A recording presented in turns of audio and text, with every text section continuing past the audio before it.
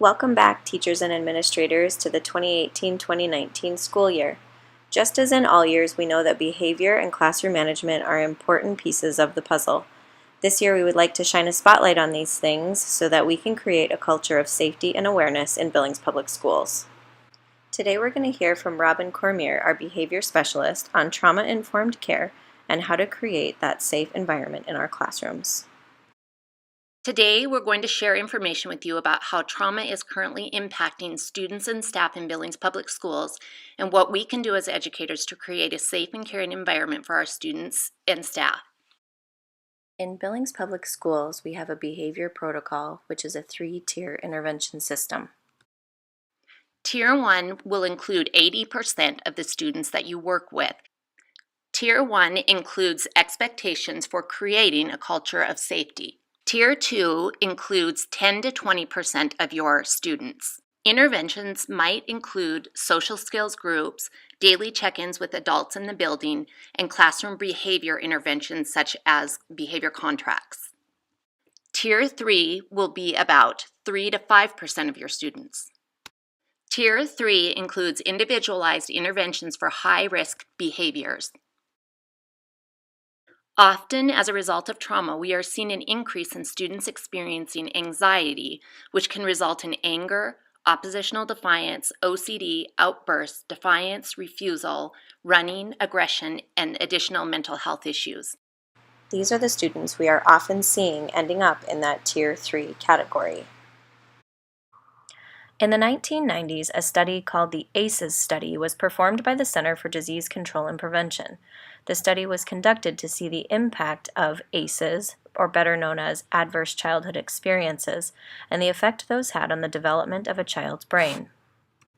This study has allowed us to see the difference between how a healthy student's brain develops versus the brain of a student who has had adverse childhood experiences, such as trauma. What we have learned through research is that the brain is divided into the following areas. The frontal lobes on the brain are for planning and making healthy choices. The large midsection of the brain is for thinking, mathematical computation, reading. The red section on the bottom is for movement, which is automatic. It is the lungs breathing, heart beating. The green section is a child's memory, and that is also automatic. And then the yellow section is their amygdala, which holds all of their emotions. An easy way to think about the brain for our staff and students is the upstairs brain, which is something we control, and the downstairs brain, which is automatic or an involuntary response to our environment, meaning we have no control over it. The upstairs brain includes the planning and thinking part of our brain, and the downstairs includes memory, emotional response, and movement or bodily functions. This is a scan of a healthy brain and the brain of a person who has experienced trauma. The healthy brain on the left shows that the upstairs brain, shown in red, is the most active part of the brain. This represents a child who is in control of their planning and thinking. The brain on the right is less active in the upstairs, but more active in the area of memory and emotion, which is your downstairs brain, which you don't control. Students who have experienced trauma live in their downstairs brain in a state of fight or flight. This is often why their response to anxiety is one of anger, defiance, running, oppositional defiance, OCD, etc. Imagine that your hand represents your brain.